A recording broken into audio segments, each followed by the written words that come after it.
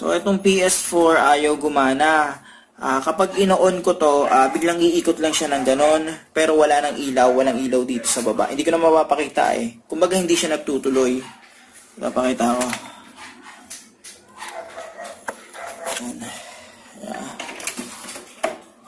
Unahin ko yung ano.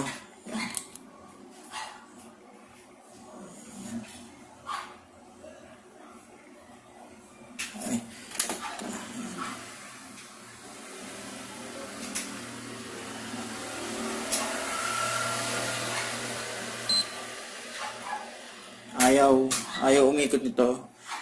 Ayan, ano ko. Natry ko ulit. Try ko yung cellphone.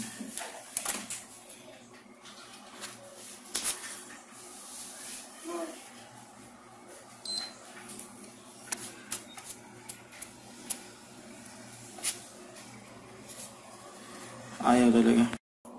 So, okay mga paps, meron lang ako konting i-share sa inyo. Itong PS4 na to, kapag inon to, ang nangyayari, tumitigil yung dito niya.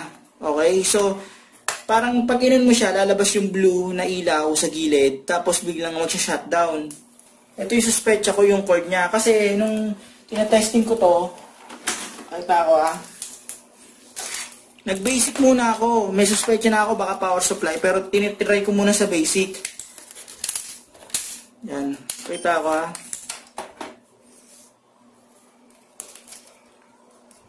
parang hindi na maganda yung contact or yuping-yupi na yung pinaka-cord niya.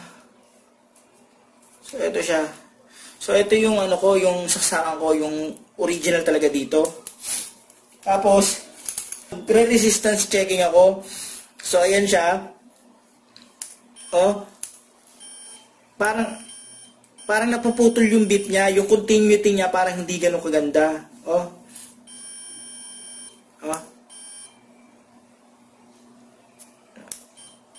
Oh. Napuputol-putol. Hindi ko alam kung saan ang problema. Posible dito sa sa cord na to. Ngayon, gumamit ako ng isang cord. Ito. Ito siya, ito. Tignan niyo